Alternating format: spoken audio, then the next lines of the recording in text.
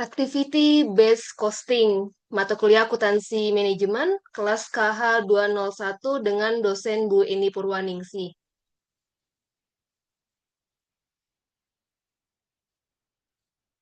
Kami dari kelompok 3 yang terdiri dari saya, Rainanda Indah, Widya Nafisatul Umam, Shani Meyarifianti, dan Indira Medina. Activity Based Costing. Metode Activity Based Costing merupakan alternatif lain terhadap metode pembiayaan tradisional atas biaya overhead. Metode activity based costing ini muncul karena dianggap metode tradisional tidak tepat dalam mengalokasikan biaya overhead ke produksi hanya dengan mengandalkan dasar bahan langsung, upah langsung, ataupun unit produksi saja. Menurut konsep ini, pembebanan seperti itu tidak adil dan akan dapat memberikan eh, informasi keliru dalam pemberian informasi mengenai biaya produksi. Oleh karena itu, activity based costing menawarkan agar pembebanan overhead ini juga didasarkan pada presentase proporsional kepada biaya lain atau kepada produk. Jadi, activity based costing pada dasarnya merupakan penentuan harga pokok produk yang ditujukan untuk menyajikan informasi harga pokok produk secara cermat untuk kepentingan manajemen dengan mengukur secara cermat konsumsi sumber daya dalam setiap aktivitas yang digunakan untuk menghasilkan produk. Ya, tujuan activity based costing. Tujuan activity based costing adalah mengalokasikan biaya ke transaksi dari aktivitas yang dilaksanakan dalam suatu organisasi dan kemudian mengalokasikan biaya tersebut secara tepat ke produk sesuai dengan pemakaian aktivitas setiap produk. Nah, activity based costing ini berbeda dari full costing dan variable costing, yang dimana activity based costing menitik beratkan penentuan harga pokok produk pada semua fase pembuatan produk yang terdiri dari fase yang pertama itu ada fase desain dan pengembangan produk yang dalamnya terdapat biaya desain dan biaya pengujian. Lalu yang kedua, di fase kedua ini ada fase produksi yang di dalamnya ada unit level activity cost, batch level activity cost, product sustaining activity cost, dan facility sustaining activity cost. Yang terakhir di fase ketiga ini fase dukungan logistik, yang dimana ada biaya iklan, biaya distribusi, dan biaya garansi produk. Lalu konsep dasar activity based costing. Ya, ada dua anggapan yang mendasari konsep activity based costing. Yang pertama, kegiatan menimbulkan biaya activity based costing dari anggapan yang pertama itu ada kegiatan menimbulkan biaya activity based costing dari anggapan bahwa sumber daya pembantu atau sumber daya tidak langsung menyediakan kemampuan untuk melaksanakan kegiatan, bukan sekedar menyebabkan timbulnya biaya yang harus dialokasikan. Yang kedua, produk menyebabkan timbulnya permintaan dan kegiatan untuk membuat produk diperlukan berbagai kegiatan, dan setiap kegiatan memerlukan sumber daya untuk pelaksanaan kegiatan tersebut. Dengan konsep dasar activity based costing tersebut, biaya merupakan konsumsi sumber daya seperti bahan baku, sumber daya manusia, teknologi, modal, dihubungkan dengan kegiatan mengkonsumsi sumber daya tersebut. Untuk mampu mengelola kegiatan perusahaan, manajemen memerlukan informasi biaya yang mencerminkan konsumsi sumber daya dalam berbagai kegiatan perusahaan.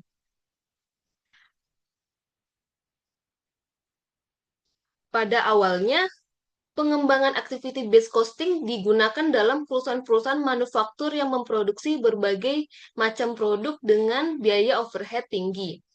Dalam merancang activity based costing, kegiatan untuk memproduksi dan menjual produk dalam perusahaan yang menghasilkan berbagai macam produk dapat digolongkan ke dalam 4 macam kelompok besar, yaitu ada facility sustaining activity cost, yang dimana ini biaya ini berhubungan dengan kegiatan untuk mempertahankan kapasitas yang dimiliki perusahaan. seperti biaya depresiasi dan amorisasi, biaya asuransi, biaya gaji karyawan adalah contoh jenis biaya yang termasuk dalam facility sustaining activity cost.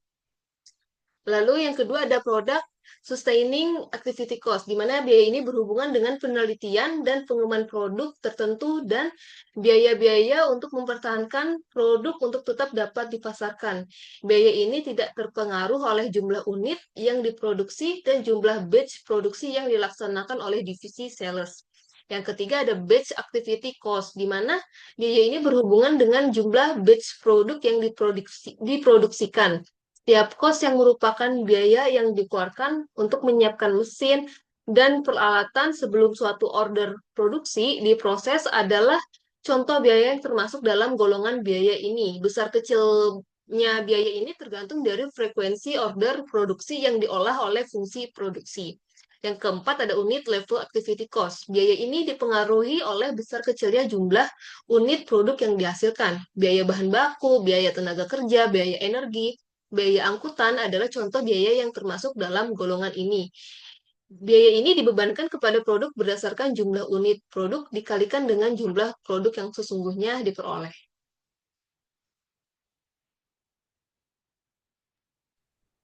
Manfaat metode ABC. Saya menjelaskan tiga manfaat utama dari metode activity based costing.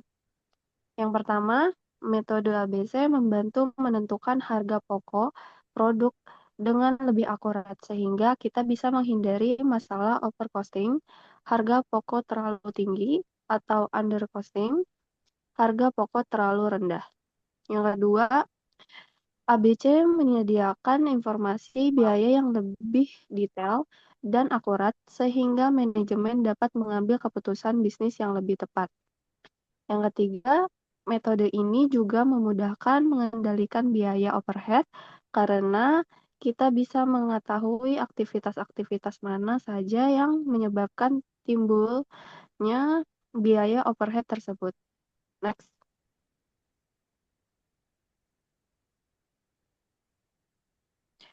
Keterbatasan metode ABC. Meskipun banyak manfaat, metode ABC juga memiliki beberapa keterbatasan. Yang pertama, metode ini membutuhkan data-data yang biasanya tidak tersedia atau tidak biasa dikumpulkan oleh perusahaan, seperti jumlah setup mesin, jumlah inspeksi, dan jumlah pesanan yang diterima. Yang kedua, mengalokasikan biaya overhead seperti biaya asuransi atau penyusutan pabrik ke pusat aktivitas menjadi lebih sulit dan rumit, apalagi jika jumlah pusat aktivitasnya banyak. Next.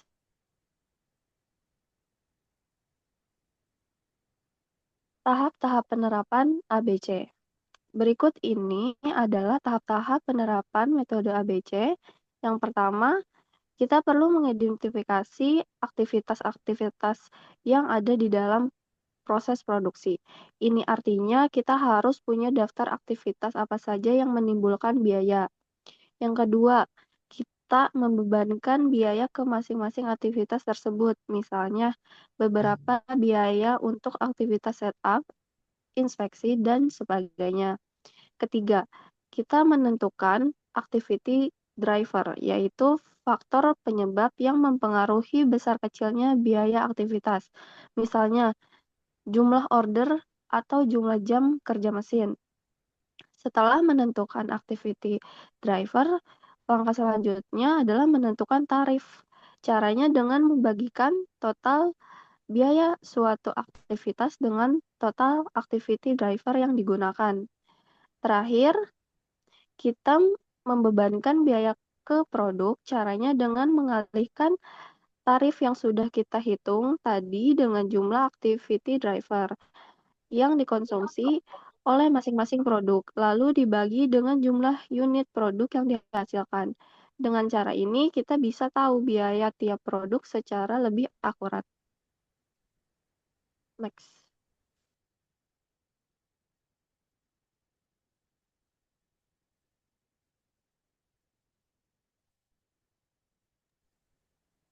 Selanjutnya ada sistem biaya activity based costing atau ABC. Nah, ini tuh sistem penentuan biaya yang dikembangkan sebagai solusi atas kelemahan sistem biaya tradisional ABC, memberikan informasi biaya yang lebih akurat karena menghitung biaya berdasarkan aktivitas yang menyebabkan biaya tersebut muncul. Nah, konsep ini masih terus berkembang dan digunakan untuk menyajikan data biaya yang relevan bagi pengambilan keputusan.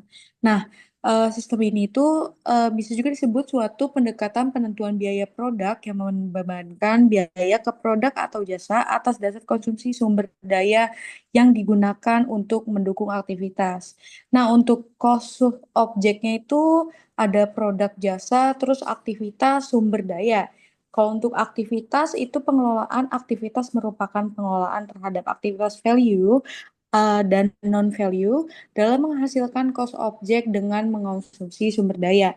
Nah, kalau untuk yang sumber daya itu biaya merupakan ukuran sumber daya yang dikonsumsi untuk melaksanakan aktivitas dalam menghasilkan cost objek, produk atau jasa. Next. Nah, yang kedua itu ada keunggulan sistem biaya. Untuk keunggulannya itu yang pertama, biaya produk lebih realistis. Yang kedua itu overhead dapat ditelusuri lebih baik. Nah, untuk selanjutnya ada fokus pada aktivitas penyebab biaya atau activity cause cost. Yang selanjutnya ada identifikasi aktivitas non-value added. Selanjutnya ada memahami kompleksitas, sorry, produksi modern, ada indikator biaya jangka panjang yang andai. Selanjutnya ada fleksibel menelusuri biaya secara menyeluruh. Next. Nah, yang terakhir ada perhitungan biaya berdasarkan aktivitas.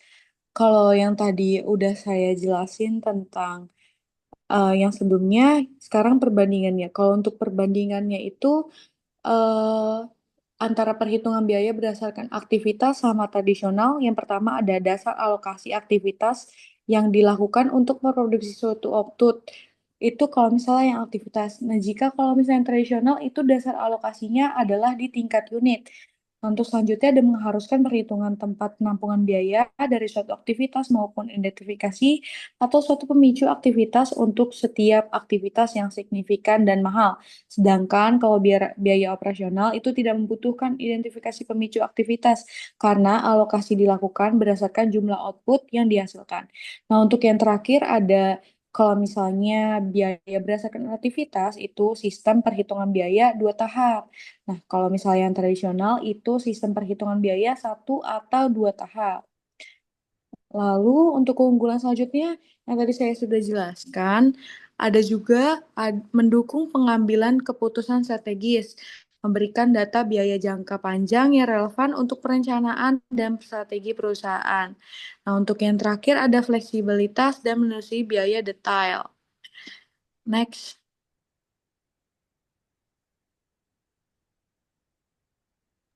Baik, pada bagian ini saya akan membahas dari prosedur pembebanan biaya menggunakan sistem ABC atau Activity Based Costing.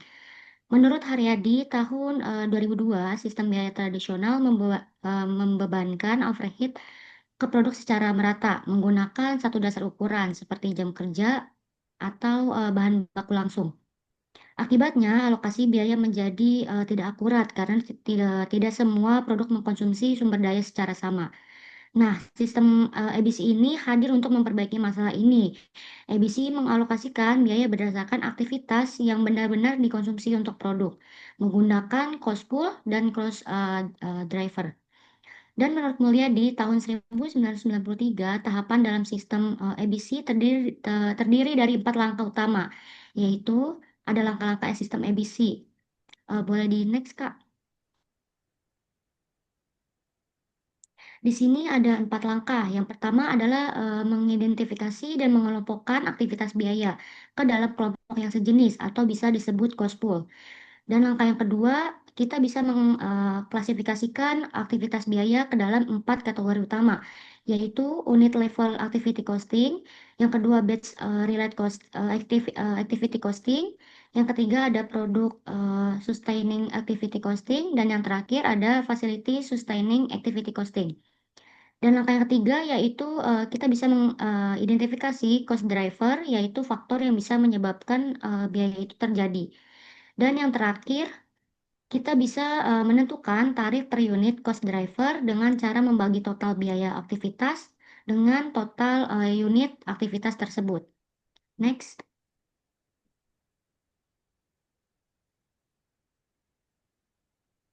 Di sini akan membahas bagaimana perhitungan cost of goods manufaktur atau COGM. Yang pertama yaitu ABC membebankan overhead berdasarkan konsumsi aktivitas. Contohnya itu seperti persiapan yaitu biaya setup, inspeksi yaitu biaya pemeriksaan, produksi yaitu biaya listrik, oli, dan obat. Dan ada juga yang ketiga studi kasus dari PT Baju tersebut, yaitu produksi sebesar 100.000 unit polos dan 50.000 unit itu yang bercorak. Aktivitasnya itu seperti 40 kali persiapan sama dengan 900.000, 20 kali perubahan desain yaitu 700.000, dan 1.600 jam TKL itu sama dengan 3.200.000. Boleh di next, Kak. Untuk perhitungan sendiri, tarif dan biaya overhead dari data yang saya sudah sebutkan tadi, kita bisa menghitung tarif overhead aktivitasnya itu seperti biaya persiapan, yaitu bisa kita bagi 900.000 kita bagi 40, yaitu hasilnya jadi 22.500 itu per persiapan yang sudah ada di poin pertama itu. Yang kedua ada biaya desain, yaitu kita bagi 700.000 dibagi 20, yaitu dengan hasil 35.000 per perubahan. Yang ketiga ada biaya overhead atau biaya lain-lain nih. Ada 3.200.000 dibagi 160.000 per jam, yaitu 20 per jam TKL. Selanjutnya kita bisa mengalokasikan biaya tersebut ke masing-masing produknya. Yaitu produk polos itu memakai 20 kali persiapan dan 10 perubahan desain serta 80.000 jam TKL-nya. Dan ada juga biaya yang bisa kita hitung itu yaitu persiapan 20 kita kali jadi 22.500, hasilnya 450.000. Untuk desainnya bisa 10 dikali 35.000 yaitu 350.000. Untuk jamnya 80.000 dikali 20 yaitu 1.600.000. Jadi total biayanya produk polos itu yaitu 5 juta dengan 100.000 unit. Maka biaya per unitnya itu 50. Itu untuk produk yang polos. Untuk selanjutnya kita perhitungkan untuk produk yang bercorak. Sama halnya seperti produk bercorak juga menggunakan 20 kali persiapan dan untuk perubahannya itu 10 desain dan 80.000 jam TKL-nya. Total biaya produk bercorak yaitu 4.750.000 dengan 50.000 unit. Maka biaya per unitnya itu 95. Dan di sini kita bisa melihat dengan jelas ya bahwa produk bercorak lebih mahal karena aktivitas desain dan jam kerjanya itu lebih intensif. Metode dari kesimpulan materi saya ini bisa dilihat metode ABC memberikan informasi biaya yang lebih akurat dan adil dibandingkan sistem tradisional. Dan ini juga sangat bisa membantu kita dalam pengambilan keputusan, penetapan harga jual, dan efisiensi proses produksi. Sekian penjelasan dari saya. Terima kasih. Terima kasih. Terima kasih semua.